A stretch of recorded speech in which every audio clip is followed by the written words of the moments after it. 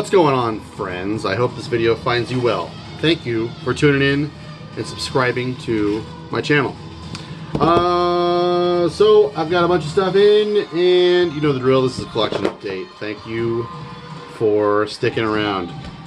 While I talk, while we shoot the shit, we're gonna be listening to, I don't know how to pronounce this. This is French, Penses Nocturnus.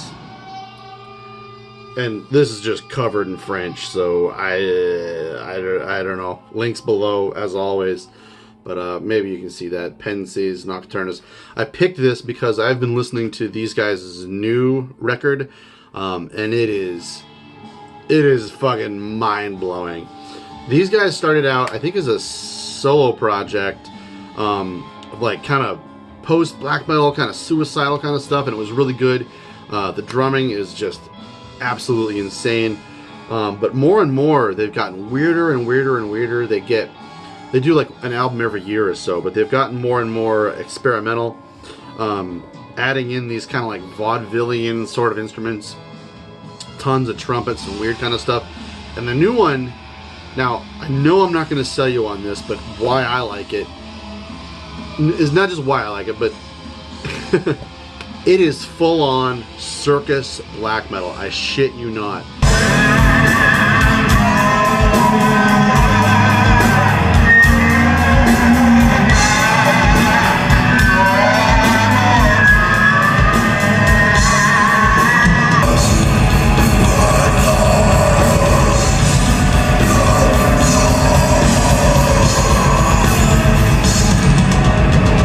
It is every bit as weird as like Igor, if you've heard of that.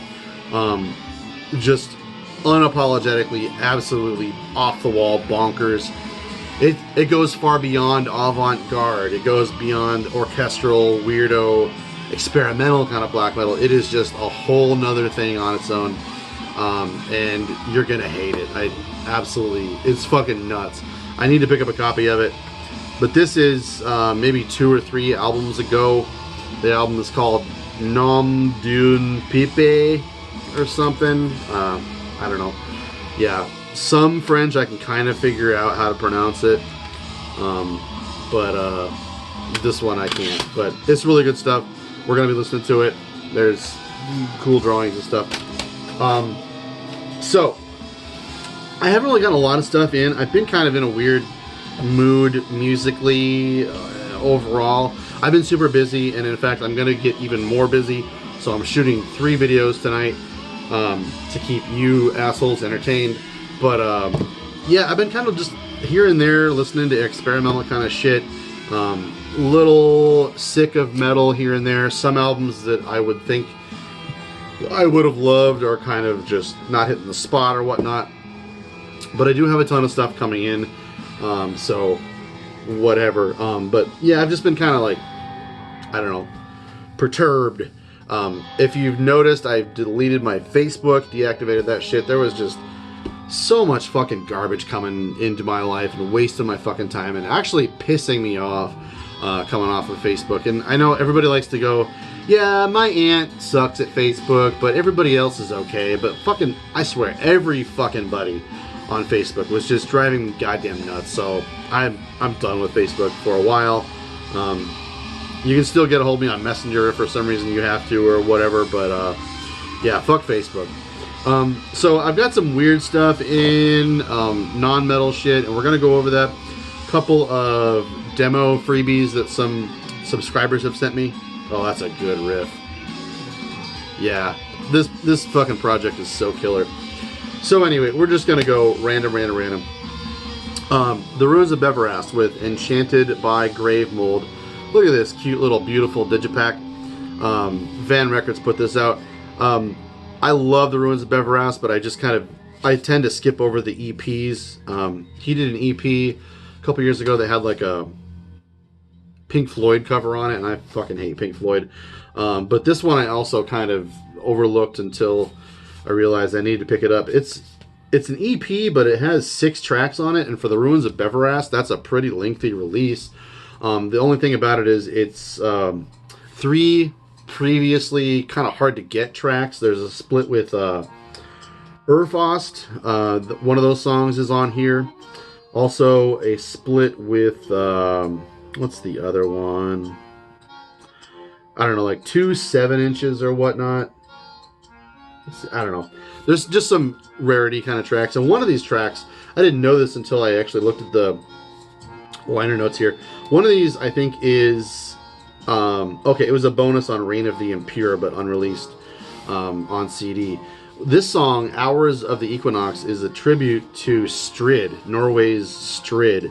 And I thought it was kind of interesting to hear Ruins of Everast do kind of a style cover, if you will, of the Ruins of Strid, which is fucking brilliant. Then there's 3 covers on here, really unique covers. There's a Dead Can Dance cover, Enigma of the Absolute, and that's from whatever album they did in '86. And then they have To Have and To Hold by Depeche Mode.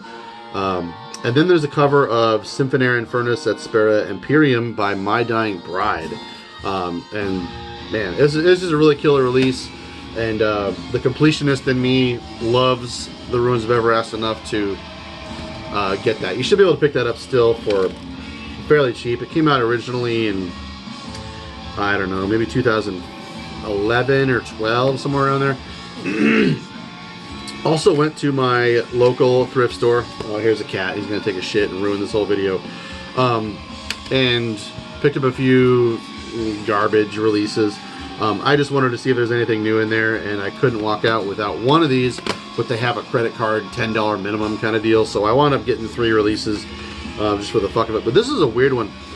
Della Morte. The album is called Uglier and More Disgusting. I looked it up on my phone. The only thing that originally interested me was that it was on Osmos, and it came out in 97. So I got to looking at it, and this is actually a band that Daniel Ekaroth played in. There's other guys in here that played in other bands that are kind of well known, like Third Storm and shit like that. But I had never heard Della Morte, so I really wanted to get this and see what it was like. It said it was like crusty, grindy death metal, and it totally is. It's really, really good. It's really well produced and sounds fucking awesome. But you know, I don't know why I've never heard Della Morte. Have you guys ever? Are you familiar with this band? It's kind of weird that it's got this like all-star kind of cast to it, but not a lot of people seem to be talking about this. Yep, he is making a blast. Anyways, it's pretty weird, fun kind of stuff, and the production on it is just fucking beefy and mighty. So I had to pick up 2 more things, and the least worst things that I could find to get were Myrkskog with Superior Massacre. And you know, I don't know, these guys did a really early EP, I think it was self-released, that was really killer. Maybe it's a full-length. But then they just went all like cyber, brutal, death metal kind of shit. And I don't know, I think that shit, that like 2001, 2002 or so, all that kind of like Norse core kind of death metal shit can just fuck off. The Zyklon kind of shit, but whatever, I have it now. It might hit the spot someday.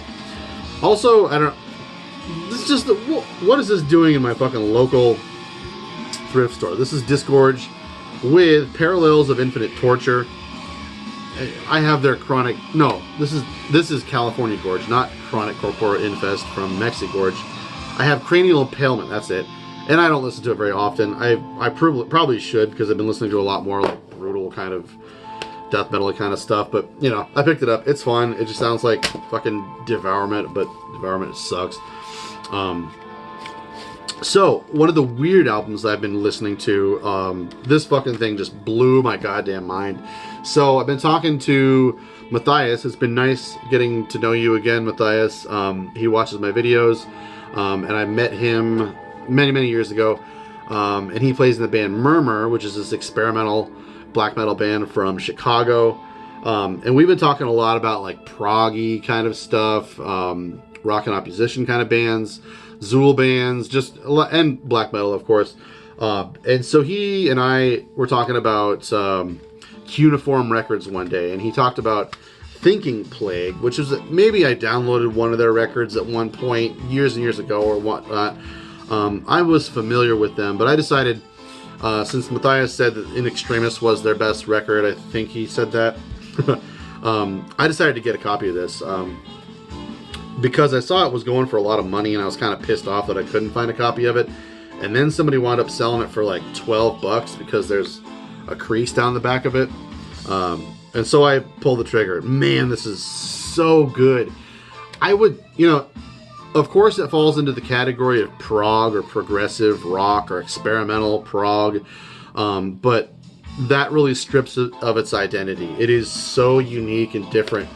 You can hear a lot of stuff like influences from Yes on here. I'm not familiar with this kind of material as much as I would like to be, as much as I am with black metal or death metal, so comparisons are kind of lost, but you probably don't know what this kind of stuff sounds like either, so I don't really have a lot of relevant comparisons to be making on here, but it is so fun. To me, instead of like well orchestrated linear kind of music, it sounds like multiple converging sound textures that just happen to combine and meet in different junctures, and just hearing how they begin and end and meet at certain junctures in the music is just super fascinating. It sounds so much less composed and just incidental. But just they'll be doing some weird time signature with a weird instrument or the vocals or something, and just you'll hear it like not meeting up quite right, and then once it happens and then something falls off, it gets really good and you love it, and then something new kind of drops in, and it just makes it even better. It's just really, really, really smart and unique. I'm just utterly fascinated with this band, and I'm super stoked to have something else to listen to other than metal that is just blowing my mind like some metal records do. So this is In Extremis with Thinking Plague. Thinking Plague with In Extremis. That was a Thinking Plague. So another weird record. Why not just get into this one too? Decided to pick up just a favorite of mine, an album that I should have owned many, many, many years ago. Massacre with Killing Time. So if you know anything about experimental music, Fred Frith is the god of experimental noise, rock, just all kinds of different genres, ambient even. Fred Frith is one of my musical heroes. And when he moved to New York from England after Henry Cow broke up, he met up with Bill Laswell and Fred Marr and started Massacre. This came out in 1980. It's instrumental, kind of angular, I would say post-punk, but at that point in 1980, punk really wasn't as much of a thing, I think, as most people consider. So it's super dynamic and experimental and noisy and just concise, and what do I want to say? It just jabs you over and over and over again. It's nothing. There's no comforting grooves. There's no like melody to it. It's just like stepping on broken glass over and over and over and over again, and it's super, super fun, and I've been enjoying the hell out of it. Killing Time with Massacre. God, I did it again. Massacre with Killing Time, you dumbass. All right, a couple of freebies sent to me by subscribers. Man, this is so cool that I talk about metal that I love, and people just enjoy it enough to want to send me their stuff. It's awesome. So this is a band that contacted me about a free demo a long time ago, and I fucked up and didn't wind up responding to the email for like 2 months. So if you're watching, dude, I'm really sorry. But I also lost this in my couch for about 2 months before I got around to listening to it. So I'm really doing a good job of being a fucking grown-up. The demo is called Widrim Hymn, and this is California's Mefitis, Mefitis. I'm pretty sure they have a Bandcamp, so yeah, I know they do. So you should be able to get this down below. I am really looking forward to hearing a proper full length or an album debut, or a label debut, because this stuff is really, really good.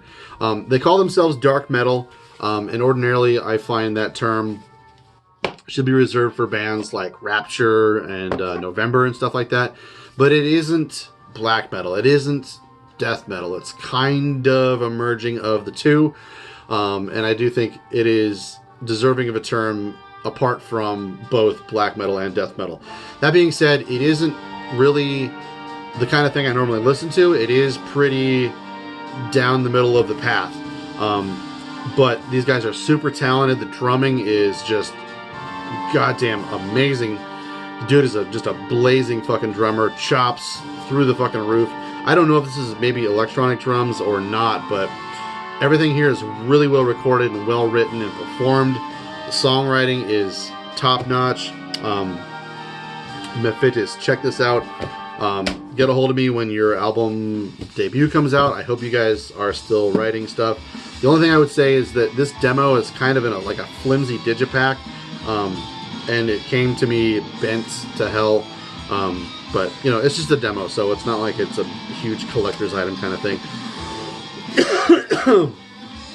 And then a couple of videos ago, well, it was probably a year ago now, I played an album in the background by a band called Ammonia, who are from Serbia, and that album is awesome.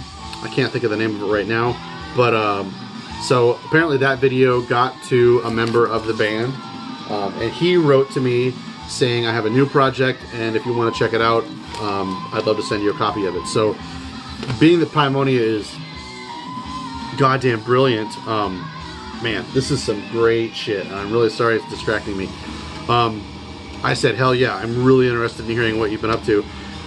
Ammonia is just super intricate, just deadly fucking riffing. Drummer is an absolute beast. I feel like bands these days are getting so fucking good. It's unbelievable. I thought back in, you know, 96, 97 or so, when I heard Battles in the North, I was like, how could a human being possibly play any faster than this? And my friend Ron, he says, when he heard Dark Angels, Darkness Descends, he said, this is it. Metal is done. Nothing can ever be any more intense or fast or brutal than this record right here. Oh my God. But it just keeps on getting better. Metal is just, goddamn, there's a reason we're all metalheads, right? Anyways, this is a pinnacle of human achievement if I've ever heard it. This is Zloslut. Not sure if I'm pronouncing that correctly because Serbian is not a language I hear very often. It's really cool to have something that's kind of exotic, and I don't really know much about Serbia or what this album is about, but I think this might be about some Mesopotamian kind of stuff. There's some quotes from Tolkien in here. So I don't know. I've read through the lyrics a little bit, and there's some occult kind of stuff that I'm not too familiar with. There's a song called To Break the Circle of Samsara. So it's really, really interesting. That same sort of unrelenting, brilliant, super creative guitar work is present in this band. It is just super well produced. There's just really nothing wrong to say about this record. It came out on Morbid Chapel Records, which I haven't heard of. But yeah, I really appreciate having something from just another corner of the earth that I didn't expect to be. I didn't have any, you know, previous indications of what this would be like, but it is super interesting to listen to. Check out Ammonia and Zloslut if you're into riffs. So, I don't know, a couple of days ago it seemed like Justin Stubbs played a video where he was playing Mysticum's demos in the background. Now, Mysticum are a band I never really got around to liking, I guess. They're Norwegian, and they had a full length In the Streams of Inferno come out in like 95, 94, something like that. And I just never got around to getting a copy of that. So that was where that laid for me. But listening to these demos in the background of that video really sparked my interest. So I went ahead and ordered this. This is Lost Masters of the Universe, not related to He-Man. And Peaceville Records put this out in 2013. And I found this, Bull Moose is a record store chain on the East Coast, and they have an online website where they have a lot of metal titles in there, and I often find that they are the cheapest ones in town, So I got this for like $6. So check that out if that's interesting to you. But these demos are really, really, really arcane and primitive. A lot of people say that like Mysticum are their first industrial or techno black metal band, but that's a conversation worth having. I don't know if I agree with that entirely, but it's not wrong, I would say. There's tons of cool old photos in here, as well as some generic new artwork. There's some things about Mysticum that always just kind of turn me off, like how it's just on the nose they are. Just, come on, how many albums or discs do you have with a fucking generic Baphomet on the front of them? Is it worth having a poster of? Anyways, old band photos and stuff. There's a bunch of collected material on here, as well as some bio stuff. I didn't know that Mysticum were actually signed to Death Like Silence. And then a week later, somebody killed Euronymous. So that never happened. Thanks a lot, Varg, you fuck. So all the demos put together here, the Mysticum split, and then the pre-Mysticum demo, and I actually found this stuff to be my favorite. They were called Sabazios in the beginning, and this has an intro, 5 songs, and an outro. So this thing is chock full of material. Let's see, this is also remastered, by the way, and I think they did a good job. I haven't heard the originals, but I like that it has a best chance of being well received, I guess. So Lost Masters. And then, finally, my buddy Dave, who we are like on this kind of gift off where we're giving each other presents, and he keeps sending me freebies and blowing my goddamn mind. And this was a great package. Super surprised at the stuff that he picked up for me. So here's the first one, Sorrow with Hatred and Disgust. I imagine he picked this up because this is another one of those Metal Mind reissues, the hand-numbered, well, not hand-numbered, but they're limited to 2,000, and they come out on these gold discs. So this is Sorrow's Hatred and Disgust. I think remastered for the gold audio. And this also has the iconic band photo, by the way, here. Total New York. It has the Forgotten Sunrise EP tacked onto the end of it. And I listened to that for a minute a couple of months ago and didn't really care for it. But this record is just a total New York death metal classic. I had never really gotten around, I think, to maybe listening to it at all until he sent me this. I never noticed this. Look at these fucking pants. Look at those pants. So you're probably never going to find an original of this. It came out on Roadrunner back in, I don't know, 93 or so. So, Sorrow's Hatred and Disgust, you probably know that one. Also, you probably know this one, but, man. Musmahu, yeah, I think that's probably how you pronounce it. Whatever. Reign of the Odious, everybody's talking about this. Dude from Becca Nexamu, Svarta Dalthus.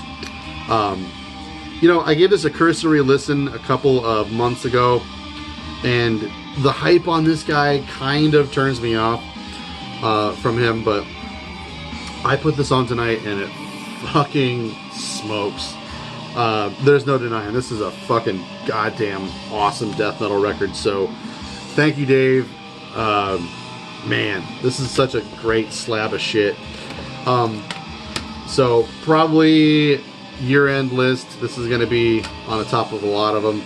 I just don't understand how that dude can churn out so much material. I know everybody fucking says it.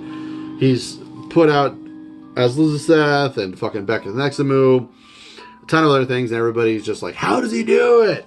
And the thing was, back when Becca Nexamu first started out, I was one of the first that heard that band. It blew my goddamn mind. And of course, I ordered the 12-inch. I've got a couple of 12 inches and 7 inches of his stuff and CD. But it all started to sound the same to me. And I was like, you know what? I'm good.